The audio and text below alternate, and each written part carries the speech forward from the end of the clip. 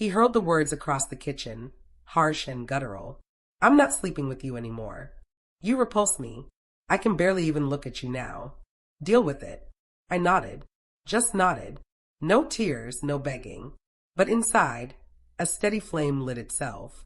I would deal with it. I always do. I think back to when I first met him. That effortless swagger. The laugh that made it seem like the universe whispered secrets only to him. I trusted that man. I loved him. I believed every line. I shaped my world around him, around us. Now it all felt like walking over shattered glass.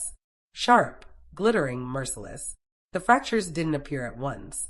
Missed dinners, distant eyes, late-night messages that cut off the second I entered the room. I excused it at first. Maybe stress, maybe a slump. But intuition is razor-sharp when your heart is already bracing for betrayal. The text on his phone, a name I didn't recognize, shifted everything. Subtle in the beginning, then impossible to ignore. Dinners he insisted were work-related. Hushed conversations in empty corridors. Stolen kisses belonging to someone else, not me. The sting was real, but I made no move. I watched, gathered, calculated.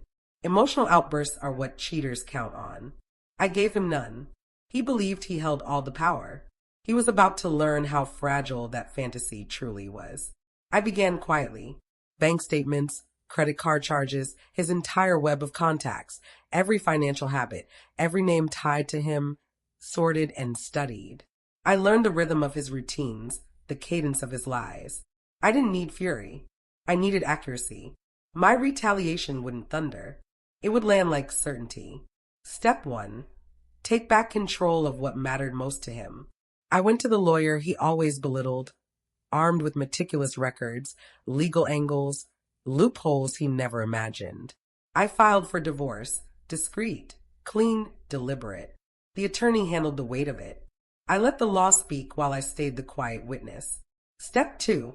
Social leverage.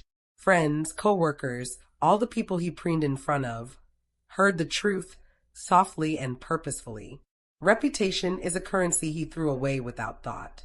I made sure he understood its value only once it had slipped through his hands. Step 3. Emotional dismantling. I never yelled, never confronted him in chaos. I crafted moments where he couldn't avoid seeing who had replaced him, not just in bed, but in the life he'd assumed he dominated. Each reveal was placed like a strategic move on a board.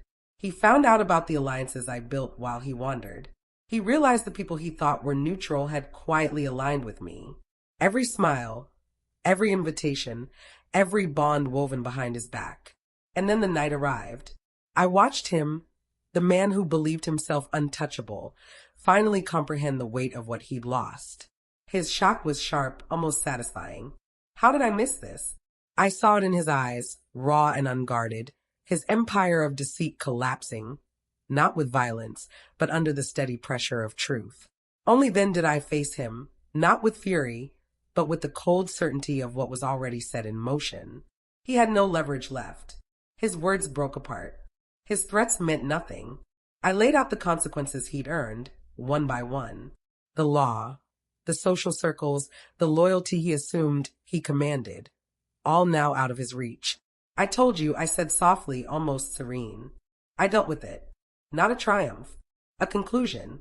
The man who tried to demean me, to toss me aside, as if I were disposable, stood stripped of power.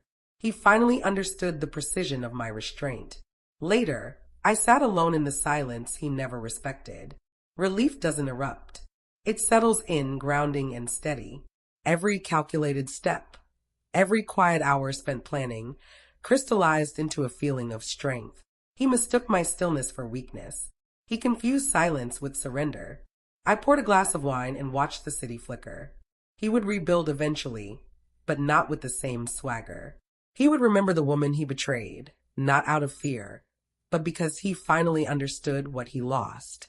As for me, I reclaimed myself, not through revenge alone, but through the thoughtful, intelligent unraveling of the life he believed he controlled.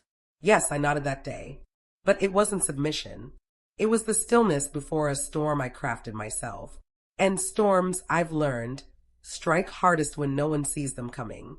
He learned in the end exactly who replaced him, and it was someone he could never dominate. It was me.